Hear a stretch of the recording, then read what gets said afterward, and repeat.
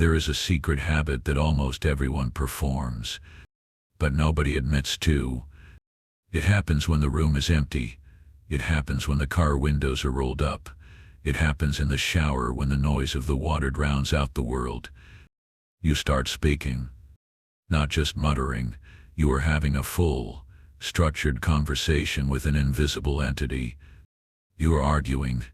You are explaining. You are pleading. You are laughing at a joke that no one else heard. And then suddenly, the spell breaks. You catch your reflection in the mirror. Or you see a pedestrian staring at you through the windshield. And in that split second, a cold shiver runs down your spine. Because you know what this looks like. In every movie, in every story, the person who mutters to themselves is the villain. They are the broken ones. They are the mad scientists or the homeless souls, lost in a hallucination. Society has trained you to believe that a silent mind is a sane mind. We are taught that sanity is quiet. So, when you hear your own voice echoing in an empty room, you feel a deep primal fear. Is this the beginning of the end? Am I cracking? Is my brain leaking out? But I am here to tell you that your fear is misplaced. The silence that society praises, that is often the sign of an empty processor. The noise that you generate, that is the sound of a high-maintenance performance engine revving in neutral. If you talk to yourself, you are not losing your mind. You are doing something that neuroscientists and psychologists are only just beginning to understand. You are running a simulation. You are hacking your own biology to survive in a world that is too slow for your thoughts. Today, we are going to dissect the psychology of the selfless sucker. We are going to explain why you do it, how to control it, and why it might just be the greatest indicator of hidden genius you possess. To understand why you talk to yourself, we first have to understand the hardware of your brain. For most people, let's call them the neurotypical S. Thought is a linear process. A leads to B, leads to C. Their internal monologue is a whisper. It is polite. It stays in the background. But if clicked on this video, your brain likely doesn't work like that. Your brain is associative. It is a web. When you have a thought, it doesn't just sit there. It triggers 5 other thoughts, which trigger memories, which trigger anxieties about the future. It is an avalanche of data. Psychologists call this high cognitive load. Imagine your brain as a computer with 16 gigabytes of RAM, but you are trying to run a program that requires 32 gigabytes. If you keep all the data inside your head, the system crashes. You get brain fog. You get anxiety. You get paralysis. So, what does your brain do to save itself? It exports the data. It forces the thought out of the neural pathways and into the physical world through your vocal cords. This is not madness. This is a survival mechanism. When you speak a thought out loud, you are physically moving it from one part of the brain to another. You are moving it from the abstract association cortex to the logical Brock S area, which handles speech production, and then back through your ears into Wernicke's area, which handles language comprehension. Do you understand what that means? When you think silently, you are only the thinker. But when you speak to yourself, you become the thinker and the listener. You create a feedback loop. You are literally bringing more of your brain online to solve a problem. You are not talking because you are lonely. You are talking because you are overclocking your processor. There is a reason why software engineers, some of the most logical people on Earth, have a technique called rubber ducking.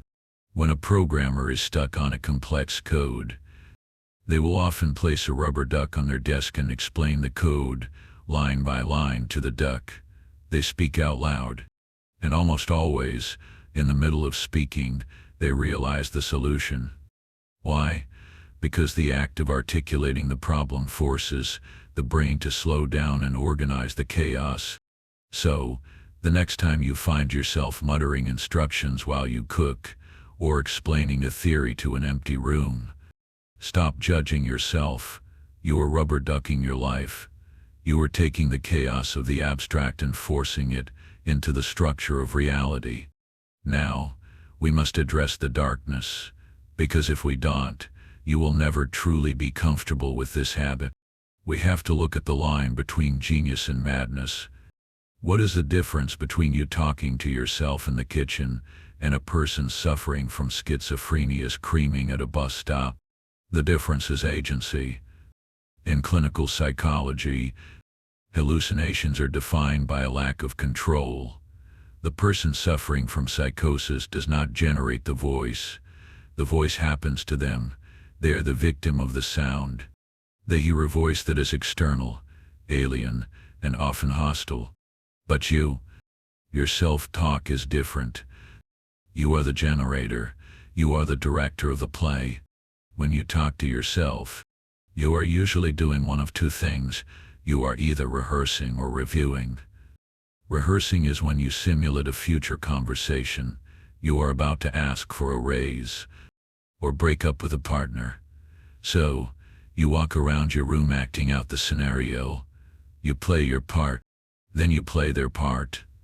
This is a sign of high social intelligence. You are running a Monte Carlo simulation. You are testing every possible outcome so that when the real moment comes, you are not surprised. You are preparing your nervous system for conflict.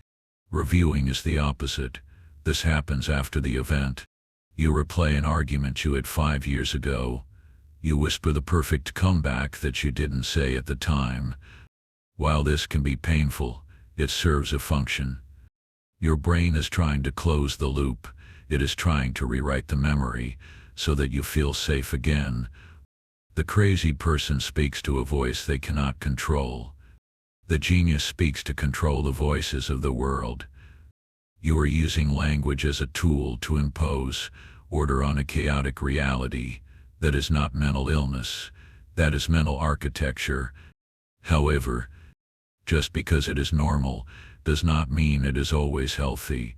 The content of your speech matters more than the act itself. If you record the people who talk to themselves, you will find they usually fall into one of two archetypes. And you need to identify which one you are, because one will destroy you, and the other will make you unstoppable. Archetype A is the tyrant. This is the person who uses the second person you to attack themselves. You are such an idiot. Why did you say that? You always mess this up. This is dangerous. This is internalized abuse. If you grew up with critical parents or strict teachers, you have likely internalized their voice. You have installed a tyrant in your mind that follows you into every room. When you speak this out loud, you are reinforcing the neural pathways of shame. You are literally brainwashing yourself into failure. Archetype B is the strategist. This is the person who talks to themselves like a coach. Okay, that didn't work. What do we do next? Where are the keys? Focus. This is the hallmark of elite performance. There was a study conducted on high-maintenance level athletes. They found that the most successful athletes, tennis players, marathon runners, engaged in constant instructional self-talk. They didn't say "I am good." They gave themselves orders. Lift the knee. Watch the ball. If you want to turn your self-mail from a weird habit into a superpower, you must make this shift. You must stop being the tyrant and become the strategist. Here is a practical hack you can use immediately. It is called Illeism. Illeism is the psychological practice of speaking about yourself in the third person, using your own name. Instead of saying "Why am I so anxious?" say "Why is David anxious right now?" It sounds strange, I know, but experiments at the University of Michigan showed that this tiny shift in grammar acts as an emotional circuit breaker. When you say "I," your amygdala, the fear center, lights up. You are trapped in the feeling. When you use your name, you create distance. You move the activity to the prefrontal cortex, the logic center. You become a wise observer of your own life. If you catch yourself spiraling, say your name out loud. Ask yourself what you need.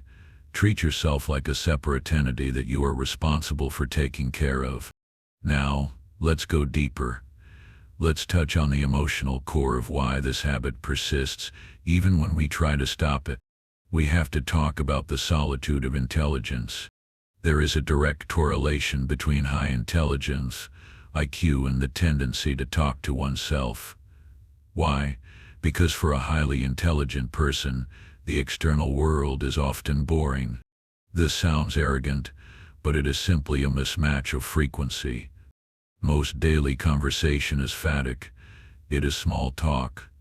It is designed to maintain social bonds, not to explore ideas. Nice weather. Did you see the game? But if you are the type of person who analyzes things deeply, you crave big talk. You want to dismantle concepts. You want to explore the why and the how. And often, you find that the only person capable of holding that conversation with you is you. You talk to yourself because you are the only one who gets the joke.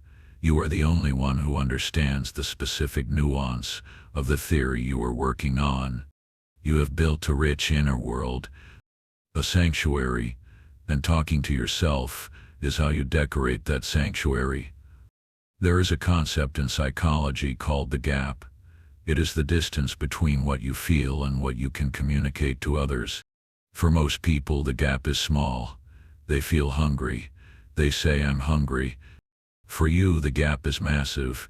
You feel a complex mixture of nostalgia, ambition, and existential dread. There are no words for it in a casual conversation. So, you mutter. You pace. You whisper. You are trying to build a bridge across the gap. You are trying to externalize the complexity of your soul so that it doesn't drown you. Do not feel guilty for this. This is the burden of depth. History is filled with walkers and mutterers. Kant, Beethoven, Jobs, they walked alone, and they talked to the air, because the air offered less resistance than the minds of their peers. There is a final, beautiful aspect to this habit. If you talk to yourself, you are never truly alone. We live in a time of a loneliness epidemic. People are terrified of silence. Watch people in a waiting room.